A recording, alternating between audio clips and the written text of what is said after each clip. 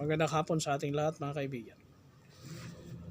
Sa hapong ito tayo ay magbabasa ng dalawang bersikulo dito sa Bible. At ang napili nating basahin ngayon ay sa Ephesians 2 verse 8 and 9. Ito ang sinasabi sa Tagalog, sapagkat sa biyaya ay naligtas kayo sa pamamagitan ng pananampalataya. At yun ay hindi sa inyong mga sarili. Ito ay kaloob ni Yahweh ng Ama, hindi sa mga gawa na baka ang sino man ay magmayabang. For by grace are ye saved through faith, and that not of yourselves, it is the gift of God. Sabi dito 9, not of works, lest any man should boast. Ito ang karamihan sa verse na binabasa ng mga born again Christian o ng iba pang mga Christian, na hindi raw sa pamamagitan, maliwanag naman na sinasabi na hindi sa pamamagitan ng ating gawa tayo ay naligtas. Pero ano ang ibig sabihin nito mga kapatid, mga kaibigan at mga kababayan? Ang ibig sabihin nito yung pagkaligtas natin, yung entitled tayo sa kaligtasan. Yun yung pagbigay ng ating Panginoon Yeshua Messiah ng kanyang buhay para ihandog upang ang kahit na sino ang manampalataya ay may kaligtasan.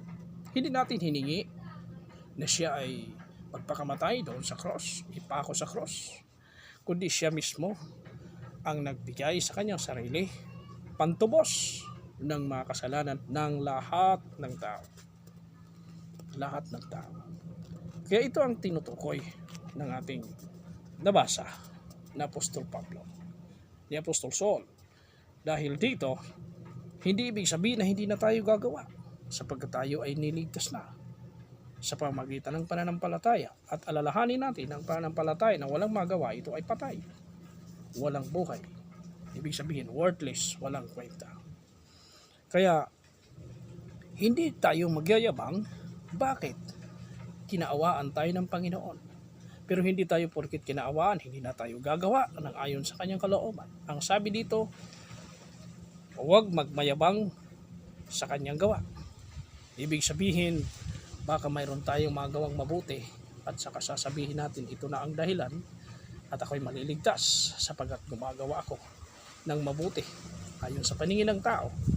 Pero kung kulang sa paningin ng Panginoon, ay hindi sapat yan. Ang kalooban ng Panginoon, yun ang ating gagawin. At napakaraming kalooban ng Panginoon. Hindi naman mahirap gawin yung kalooban ng Panginoon.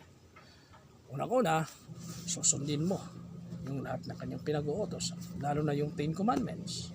And then, may baptism at patuloy kang sumunod sa kanyang kalooban sa lahat ng inyong buhay. Ano ang gagawin mo?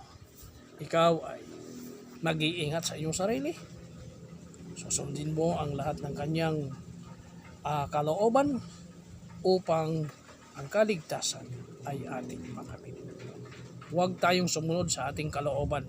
Kung sa palagay natin, ang kalooban natin, ang ating nasunod, okay na yan, nakagawa na ako ng mabuti sa kapwa. Ngunit ikaw ay nagkulang sa kalooban ng Panginoon, espiritual na aspeto, hindi mo sinusunod, wala pa rin kaligtasan ayon sa banal na kasulatan. Magandang hapon sa inyong lahat mga kaibigan at mga kababayan.